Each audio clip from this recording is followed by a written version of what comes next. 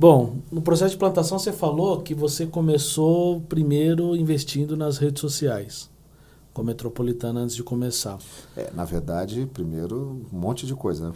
Que Não, dentro desse processo da comunicação ali, né? Antes de até da gente inaugurar, inaugurar, né? a gente teve um cuidado com isso. Se a gente pegar, principalmente dos últimos anos para cá, a gente vê que a tecnologia está transformando a forma como nós estamos nos relacionando, lidando com as coisas dentro de casa, com o consumo, com a vida espiritual, assim, de tudo que é jeito. A igreja não está imune a isso, ela foi jogada dentro de um liquidificador e misturou tudo e está aqui. Na pandemia, isso se intensificou, inclusive, pela necessidade de transmissão, tudo. Então, eu lembro que eu brincava assim, gente, igreja grande era só você ligar os equipamentos e tá transmitindo. Mas e as igrejas pequenas?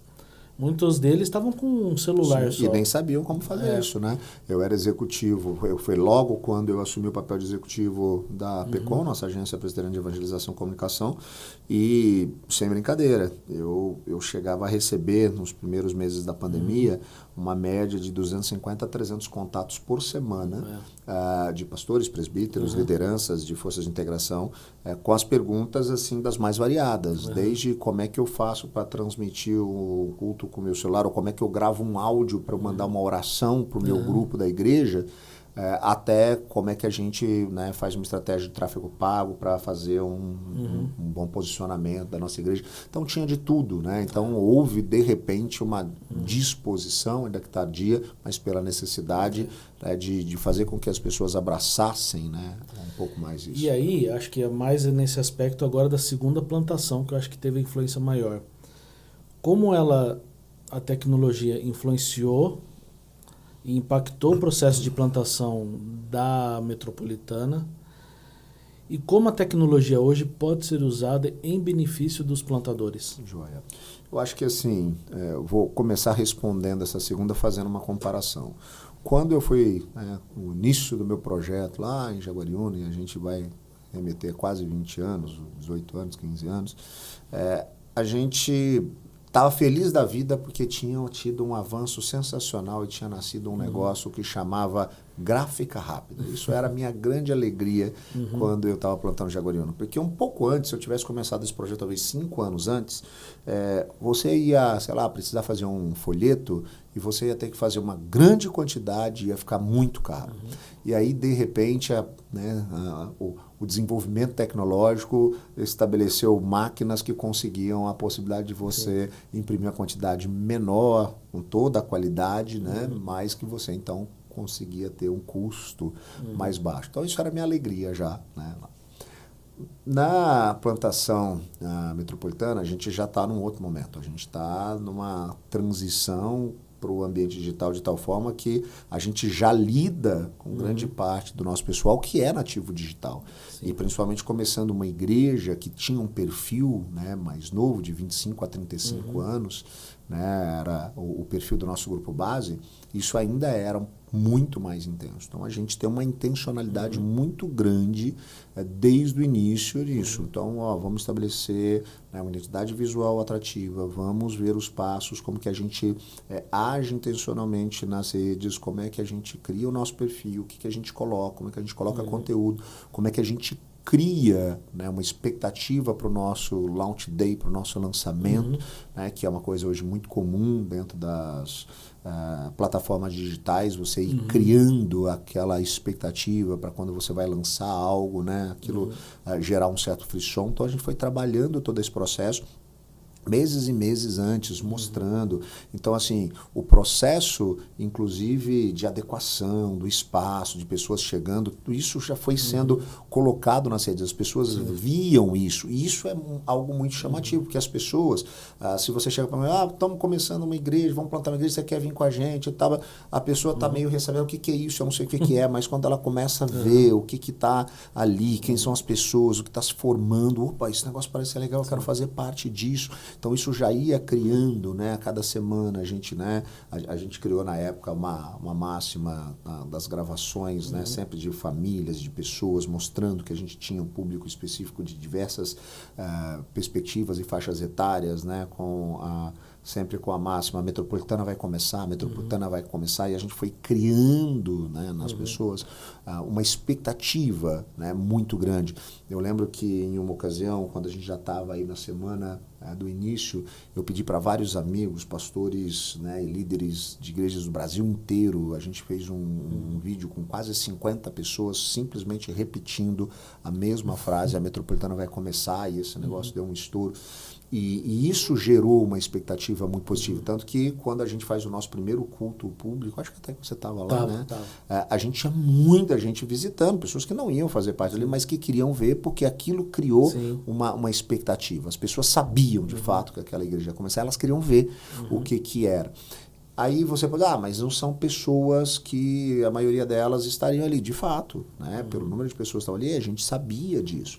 Mas eram pessoas que agora elas tinham ouvido, elas tinham visto, e ainda que essas pessoas não fossem pessoas que viessem para o projeto, eram pessoas que poderiam ser, vamos dizer assim, né? Grandes anunciadores desse projeto. Então, quando eu faço esse frisson e o Brasil inteiro, mas você tem um pastor lá do Recife que está falando ali, ele está quantos quilômetros de distância, 2.000 quilômetros de distância, mas é esse pastor do Recife que vai ter uma pessoa da igreja dele que vai chegar e dizer assim, pastor, eu estou indo para Campinas a trabalho, vou morar lá agora, o senhor tem uma igreja para indicar? E ele já diz assim, a Metropolitana vai começar.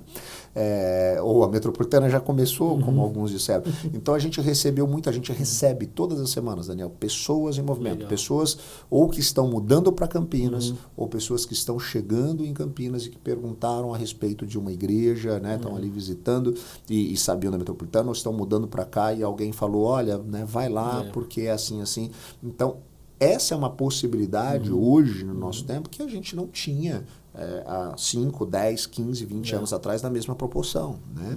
Então, e a gente tem que aproveitar isso. Isso foi muito o que a gente fez com a Metropolitana. E, mais uma vez, aquela coisa que eu te falei, igrejas sendo plantadas, que ousam em algumas áreas, elas criam essa possibilidade de isso ser repetido em outros lugares. Então, assim, eu já recebi inúmeros pedidos de pessoas, de plantadores, que eu até não conheço, que vão começar seus projetos pedindo para eu gravar a fala, a igreja tal vai começar. E isso é muito legal, porque eles estão tentando criar, né, esse frisson em suas regiões, em suas comunidades, né? Então, você vê aquilo. Olha que legal, isso ajudou as pessoas a terem uma percepção diferente, né? Então, isso para a gente foi um resultado muito positivo. E no fim, de forma indireta, a gente acabou fazendo campanha, vamos dizer assim, anunciando um projeto que a gente talvez nem faça parte dele, né? É aquela coisa que não é essa a expectativa, todas as pessoas que falavam, não, é gente que às vezes não vai estar, mas você passa a conhecer, é uma coisa parecida. Eu vou usar um outro exemplo, aquilo que a gente já fazia antes de ter essa possibilidade muito mais democrática, financeiramente falando, das mídias sociais, eu explicava isso quando eu falava para plantadores, quando, por exemplo, a gente ia começar um projeto e a gente colocava um outdoor na cidade. A gente vai investir no outdoor e alguém foi na igreja pelo outdoor? Às vezes ninguém foi na igreja pelo outdoor. Mas quando um cara chama um colega de trabalho para ir na igreja e esse cara está lá na igreja envolvido, ele convida o amigo para ir lá e ele fala, eu vou na igreja tal, e esse cara viu no outdoor, ele viu em algum lugar, aquele negócio é algo conhecido para ele, a probabilidade dele responder positivamente aquele convite é muito maior do que algo que é completamente estranho para ele. Então, o que a gente faz muitas vezes na comunicação? A gente cria algumas estratégias para fazer com que as pessoas elas se associem, elas conheçam de alguma maneira. Quando tiver uma oportunidade, aquilo está muito mais próximo. Por exemplo, se eu tenho um cara que está no Alagoas, ou que está no Pernambuco, ou que está em Goiás, e eu falo para ele, olha, você pode gravar para mim, coisa Metropolitana vai começar, eu estou começando um projeto lá, tá bom, né? Ok, eu estou longe, mas eu gravo. Só que se dali 2, 3 meses uma pessoa da igreja dele ou alguém que está conhecido dele chega e pergunta, você conhece uma igreja em Campinas? Ele vai dizer prontamente, eu conheço. Eu tenho uma igreja para indicar, porque aquilo foi criado, e tudo isso foi preparado com intencionalidade. Não é nada por acaso, né? As pessoas, o pessoal chega, então você vai visitar a igreja lá e não vai visitar. Por quê? Não é por acaso, é porque a gente pensou nisso estrategicamente. A gente se preparou para isso estrategicamente. E aí tem todo o processo que vem depois. Então, se você está preparando para receber pessoas, como vai ser essa recepção? Então, aí a gente vai preparar algo para receber essa pessoa. Então, a gente vai dar um presente para essa pessoa. A gente vai ter uma possibilidade dessa pessoa deixar para a gente orar por ela. Então, tudo isso é feito intencionalmente. O que a prensa de Gutenberg foi para a reforma, as mídias sociais são hoje para nós? Eu acho que sim. A grande diferença é que os reformadores eram muito mais intencionais, muito mais atentos ao que estava acontecendo nessa oportunidade do que a gente é. Né? Então, eu falo muito nas minhas palestras dessa referência, inclusive usando alguns livros de história da mídia, né, que mostram esse processo e como houve, né, essa efetiva influência na Europa na época por conta da ousadia dos reformadores em usar, né, o desenvolvimento tecnológico dos meios de comunicação nessa perspectiva, né, a partir ali especificamente, né, da impressão dos seus escritos, que talvez ao longo da história para nós, principalmente crentes reformados, faltou quando a gente vai ter a era do rádio, faltou com o sistema broadcast televisão, faltou também um pouco disso nos primeiros anos da internet. Eu acho que hoje a internet gerou uma democratização, uma outra possibilidade, então ela te dá ainda um pouco de espaço, né? Eu diria que também quem teve essa percepção antes se posicionou melhor, mas ela ainda te dá essa possibilidade. Então eu acho que é sim nesse sentido. A diferença é que talvez os reformadores, pensando naqueles que são cristãos reformados hoje, tenham tido muito mais intencionalidade. Talvez outras pessoas de outras linhas religiosas, elas, né, outras denominações cristãs, tenham até tido essa percepção melhor do que nós reformados tivemos, né? Porque geralmente quando a gente já está há muito tempo fazendo uma coisa, aquilo que eu disse, é mais difícil para a gente. Os reformadores, naquele momento, a ideia estava nascendo e eles precisavam validar isso. Então, eles têm a ousadia. É isso que a plantação de igreja faz. Né? Se você quer se colocar aqui num momento que você não tem nada e você está atrás, você ousa. Uma igreja que já está estabelecida, ela vê isso como um gasto. Aquilo que para a gente é um investimento, aquilo que para a gente é essencial, para uma igreja que às vezes está estabelecida há muito tempo, ela vê aquilo como um gasto extra que não tem necessidade. Legal. Aí...